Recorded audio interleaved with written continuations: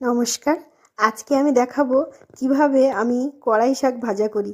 এটাকে আপনারা কি নামে চেনেন আমি জানি না। আমরা তো কড়াই শাক অথবা মাঠ কড়াই বলেই চিনি। তো এটাকেই আজকে ভাজা করব। আর এর সাথে বেগুন আর পেঁয়াজকালি নিয়ে নিয়েছি, এগুলোকে একসঙ্গে ভাজা করব। তো কড়াই গরম হয়ে গেছে, এবার আমি এখানে কালো জিরে দিয়ে দিচ্ছি, এবারে একটু শুকনো লঙ্কা দিয়ে দিচ্ছি।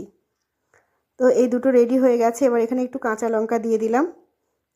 এবারে আমি পেঁয়াজ কুচি দিয়ে দেব, দিয়ে ভালো করে পেঁয়াজটা একটু ভাজা ভাজা হওয়া অবধি অপেক্ষা করব। পেঁয়াজটা ভাজা ভাজা হয়ে গেলে তারপর আমি এখানে শাকটা দেব।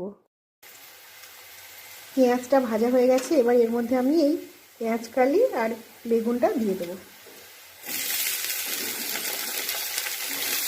দিয়ে এটাকে ভালো করে নেড়ে চেড়ে নিচ্ছি, দিয়ে অনেকক্ষণ এটাকে ভাজবো।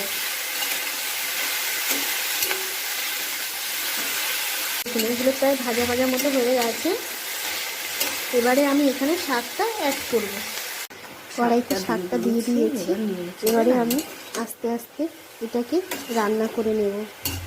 একটু আঁচটা কমিয়ে, প্রায় হয়ে এসেছে, ভালো করে নেড়ে চেড়ে নিচ্ছি। এবার এখানে আমি একটু লবণ দিয়ে দিচ্ছি আর একটু হলুদের গুঁড়ো দিয়ে দিচ্ছি, দিয়ে বেশ আরও কিছুক্ষণ ধরে এটাকে রান্না করব। তো এই দেখুন, কিছুক্ষণ পরে রান্না একদম রেডি হয়ে গেছে শাক ভাজা।